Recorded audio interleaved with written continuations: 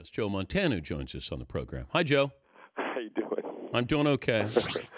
Do you have the awards out if I walk into the house that I can see all your MVPs, everything? No, not at all. Up at our place in the wine country, there's a building that sits kind of away from the house that's actually a workout room, and they're in there.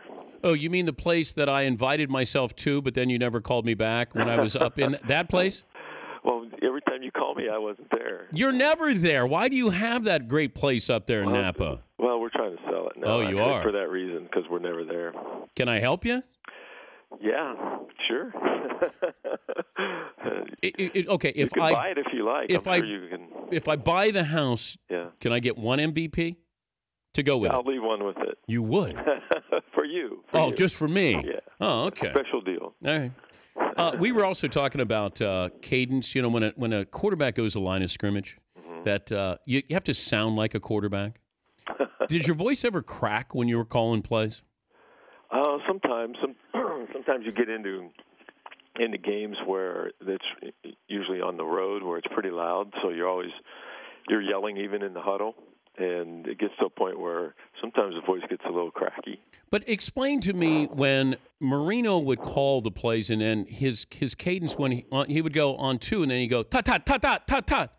Like what is the actual? If you're an offensive lineman, how do you know when to go? Well, there's a lot of it is things that you practice and they get used to hearing your voice because we always try to keep the last two somewhat rhythmic so they knew. Like if it was on three, the last like hut hut would be a certain rhythm so that they knew they had an advantage over even the team, even though you're trying to make them think it's on a different cadence. Well, let me hear. You go to the line and it's on three. Okay. We had audibles that we called like red 20, said hut. No, Joe, come on, no, I'm not going to scream. You're playing at Giant Stadium right now. But it would be like said hut, or it would be said hut. You would have a rhythm to it, and then you're not inspiring me to block by calling it that way. Oh, I know. Said hut. I'm getting old. Hut.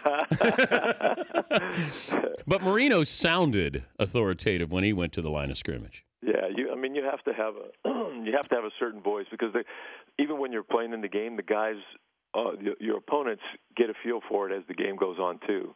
So that's why you have to kind of you have certain things that you try to do. You try to emphasize, like if you're going on three, you try to emphasize that first one so that you can keep the second and third, in that rhythm, or your team's used to it also. But you try to make going on one sound like you're normally going on one. So it becomes a game. And now with all the silent cadence and all that, really, makes things different. I was looking before at Notre Dame. My son was back there, and they had 6 different ways to put the ball in play.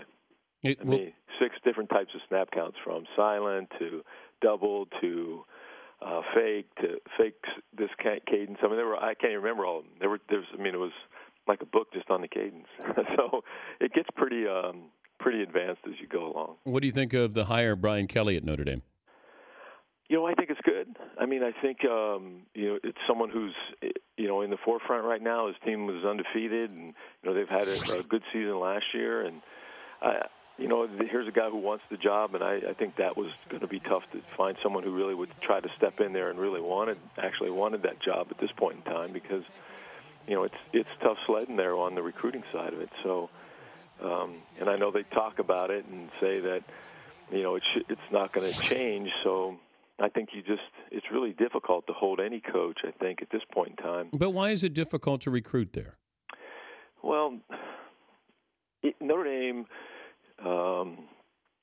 many years ago had, it still has a certain luster to it, but I don't think it has as much to it anymore. Not because it's actually getting to be a better place.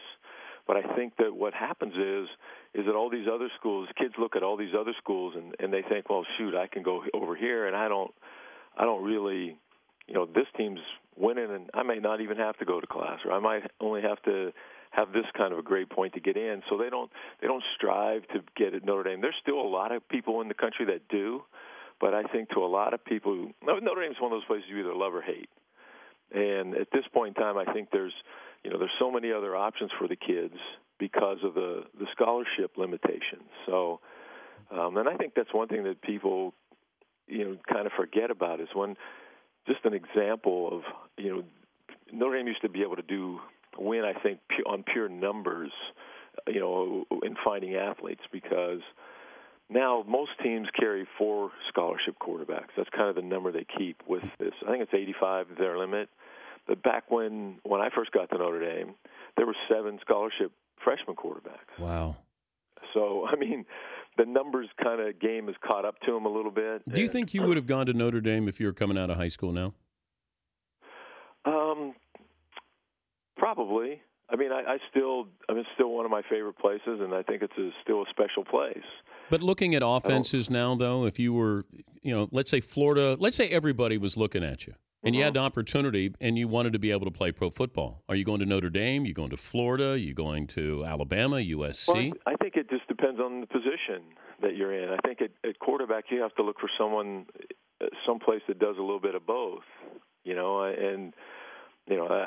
I haven't seen as much of Cincinnati's offense, but I think you'd like it. Just throwing the ball around. I mean, as a quarterback, you love that kind of stuff, but most of those guys have all struggled when they got to the NFL. But your son signs with Washington. Mm-hmm.